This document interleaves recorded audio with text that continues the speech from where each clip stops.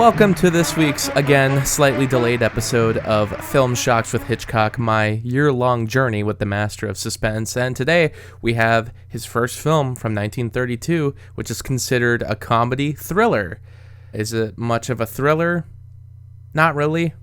Does it have a lot of comedy? They try. This one, admittedly, was pretty tough. It's titled Number 17. Sometimes you'll see the 17 written out numerically. Sometimes it's written out completely. I've even seen them abbreviate number for number 17. So, various different ways you can write it. But in regards to this one and how my viewing of it went, it honestly took me 2 tries to finish out the movie. I didn't get through it the first time. It was a little late at night. I may have fell asleep. So that one was a failure, and I started it again the next day. I completed the film, and honestly, I was a bit confused by what I just watched. And then I watched it again, so I guess technically 3 times, and this time I watched it with the commentary, which I haven't been doing a lot for these episodes, but I figured maybe a commentary could give me some context to what the story actually is. And when I listened to the commentary from Peter Tonguette on the Kino Blu-ray, he was even confused. He didn't really have much of a synopsis, and I guess overall, from reading about the film, this is pretty famous for having a very incomprehensible plot, which was interesting because when I went over to Brenton Films to look up a little bit of the home media release history, I actually found out the person who runs the website is slightly fond of the film. They don't think it's as bad as everyone else makes it out to be. In a way, I'm kind of on the same stance. I don't think it's as bad as I found a lot of the reviews to make it out to be. But at the same time, I'm not going to sit here and act like it was something else when clearly what happened was this is a failed comedy. This is a failed experiment of a film, if you can even call it that. I would only call it an experiment because Hitchcock was trying to do some kind of parody to the thriller genre, but I just think it fails on every count. Like a lot of the Hitchcock films we've gone through, this is based on a play from 1925. This was done by Joseph Jefferson Valjean, and it actually had an adaptation in 1928 in Germany. It was a silent film. And then there was a Swedish adaptation in 1949. The reason that Hitchcock had to do the film was the studio owned it, and while he wanted to make another movie, they ultimately gave him this one. I also read a story that Hitchcock wanted to make a film adaptation of something titled The London Wall, and Thomas Bentley, who ended up doing an adaptation of London Wall, wanted to do an adaptation of Number 17. So for some reason, they got flip-flopped, getting stuck with other projects, and Hitchcock, I don't think, had a lot of passion for this one. It opens with a somewhat impressive opening. We're on the streets of London, it's a windy day, and we have like a handheld camera effect going on as we follow a man go into a building that is for sale. Inside this home, he runs into a dead body and another guy who just happens to be in there. I guess he's meant to be a squatter or something, but he's claiming that he didn't kill this person. This guy's name is Ben. He's played by Leon M. Lyon. And apparently he was in the original 1925 stage production as the same character. However, Hitchcock's on the record of not really liking this actor at all, and I guess I can kind of see why, because in a lot of scenes he's stealing the show in a somewhat inappropriate way. But I guess that's a matter of what you're expecting from this movie, because Hitchcock was apparently trying to make a comedy, and this is like the only guy in the whole production bringing the comedy. But if he was going for a satire, I could kind of see why he thought this actor was out of place. I do think he is funny enough, but at the same time, he overstays his welcome. I don't think all the jokes really land. For making the argument that this movie is no, there's like a secret good movie here, that it's actually just a parody of the thriller genre, and that's why the story's so convoluted. I just don't buy that. Meanwhile, there's this corpse on the ground, or at least we thought it was a corpse, and the daughter of said dead person is also there. She crashes through the ceiling. Yeah, it's kind of confusing. She was on the roof, and I guess her dad is a police officer, so there's some kind of sting going on. Everybody's involved in this situation for one reason or another, but the audience is not clued in to what exactly is going on. I guess it's meant to have a mysterious aspect to it all. And, before that, Ben had investigated the body, and there's this weird effect going on where he's looking at his shadow on the wall. I guess it's meant to freak the audience out because, there's a lot of shadows. There's a lot of strange angles to this movie that I was getting the impression it's meant to be an old dark house type of film, but it doesn't really work because this isn't a horror movie. This isn't even really a creepy movie. And if we're running with that line that it's supposed to be a comedy thriller, I don't understand why there would be a haunted house aspect to it all. And it's weird because when they're doing the shadow effect, it's somebody off stage doing the exact same movements as the Ben character, and that's meant to be his shadow. So it's slightly delayed, and I guess for that regard, yeah, it's a little creepy, but again, why is it done this way? I think it was only done because they had to get that specific angle. It's not really meant to be done where there is a slight delay between the shadow and the guy's movements, and it's supposed to make you think there's a ghost. It doesn't even really make sense because at this point, the body is still on the ground. There's also a lot of weird setups because, at one point, he's climbing up the stairs, he sees the hand, but then you see where the body's placed, and it's like way farther away from the staircase than where Ben's face was earlier, where he was like facing a hand. And after he investigates the body, he finds a gun. He points the gun at his face, trying to clean it out, and I guess this is meant to be done for humor. There was a part of me that was thinking, I wonder if Hitchcock's gonna have this guy shoot himself. It doesn't happen, but I do think we get a strange error in the production because once he rises up from the body after his investigation, there's this hand that appears on the very top of the frame. It has to be somebody who was working on the production. Maybe it was Hitchcock's arm himself. Maybe that's his secret cameo in the film. But it made me really confused because I thought that was the moment a ghost was appearing, because it's trying to give this creepy impression, at this point in the film, with the shadows and, the darkness of this house. I assumed that there was going to be a ghost showing up once I see this random hand. I thought maybe the corpse that the camera just rose from, maybe they woke up.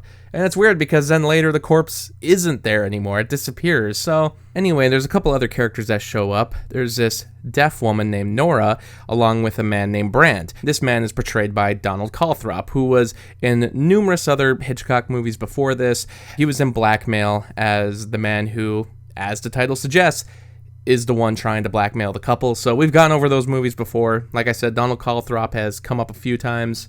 And then they're joined by another man, and why they're here, what's going on, I can't really explain. And it only makes matters worse because then there is another character in the bathroom. Yeah, so there's this other character that's been hiding this whole time, and clearly this is meant to be a setup. What we find out is that there's actually a MacGuffin going on, and there's these diamonds in the house that the guy in the bathroom is trying to steal. When Leon M. Lyon's character, Ben, walks into the bathroom, he's immediately grabbed by the neck, he passes out, and the guy who did it thinks Ben is dead.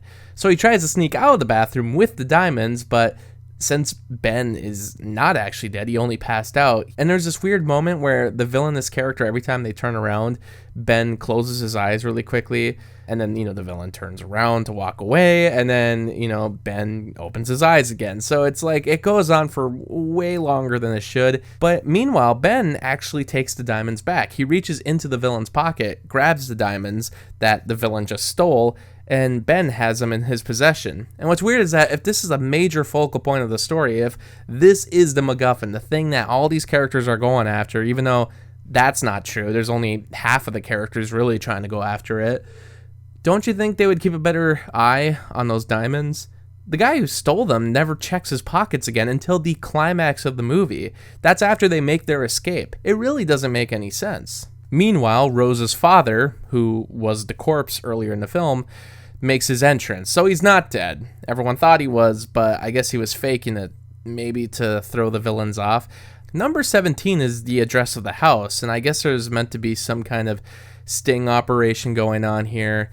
The father's a police officer, and he's there waiting for these people to show up. But again, there's not a whole lot of setup to this. We're kind of just plopped into this, and we're meant to rely on this mystery with absolutely no information to back it up.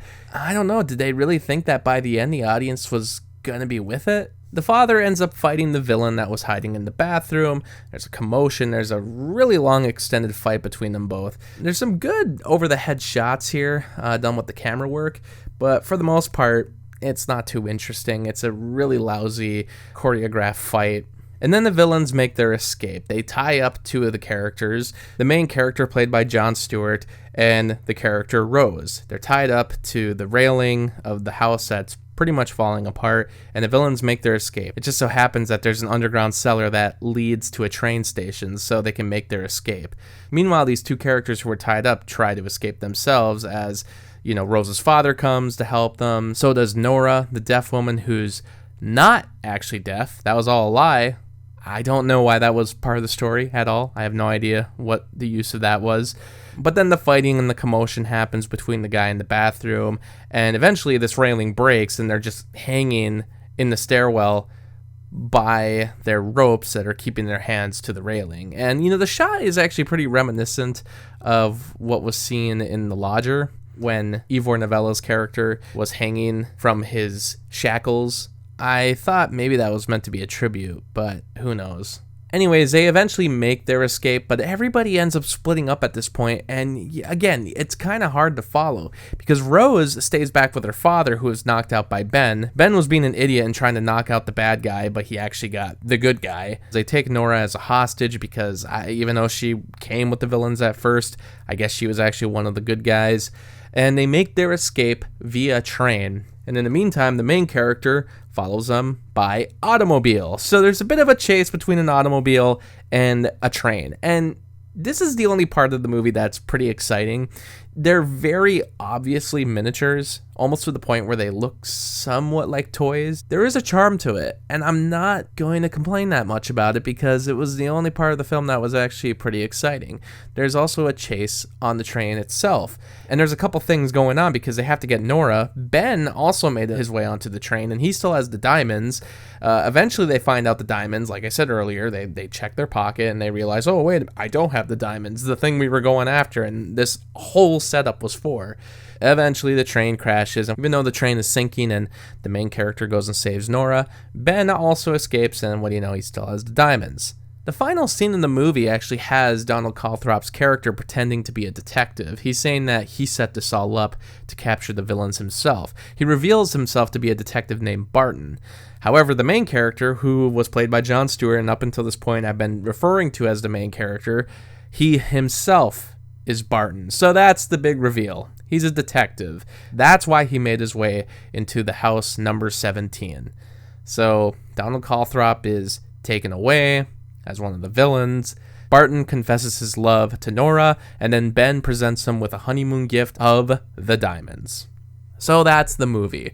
And that was a whole lot to discuss, because if you really think about it, I just gave the synopsis for what should be a 2.5-hour movie that for some reason takes place in one location, but this movie itself is only 63 minutes long, and it's short. I'm glad it's short because that's the one good quality about it. It doesn't overstay its welcome. And there's actually quite a few good film techniques in this. I do like some of the angles. I do like the attempt of having a handheld camera for the first opening shot of the film, a long take that I thought was pretty effective. And there's a couple other moments that, even though they're cheesy, I do enjoy. The fight, not done so well, but I do like some of the over-the-head angles. And the final train sequence, even though it's very cheesy, very almost cheaply done, it's fun to watch.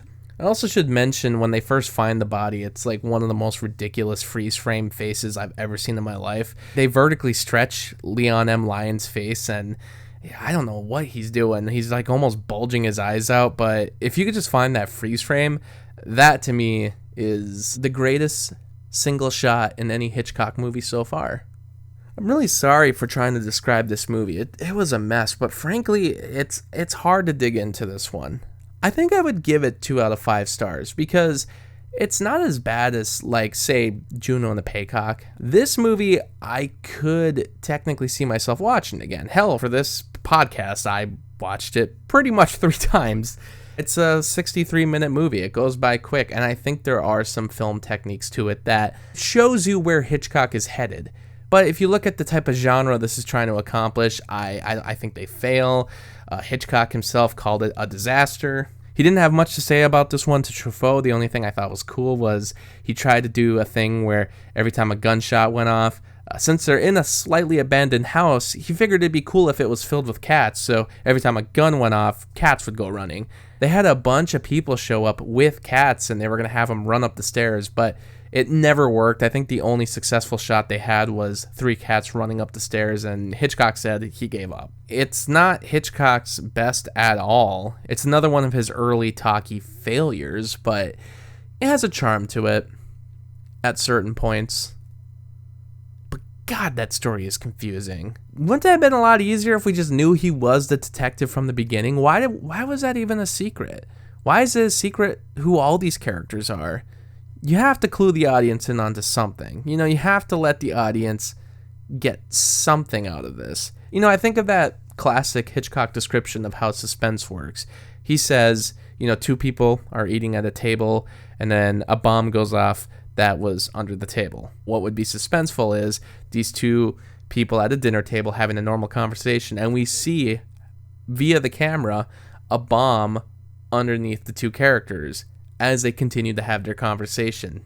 The audience is sitting there like, no, stop it. There's a bomb under the table. There's a bomb under the table. That was a case of using the camera to visually let the audience know what's going on. This is a movie where Hitchcock doesn't give you anything.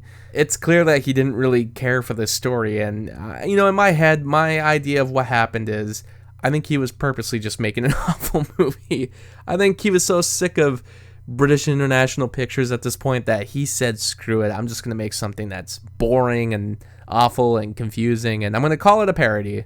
Anyway, the next movie is Waltzes in Vienna, which is a musical, I guess. That's all I've really heard it described as. So I have no idea what to expect with that one, and unfortunately there's not a Blu-ray release out there.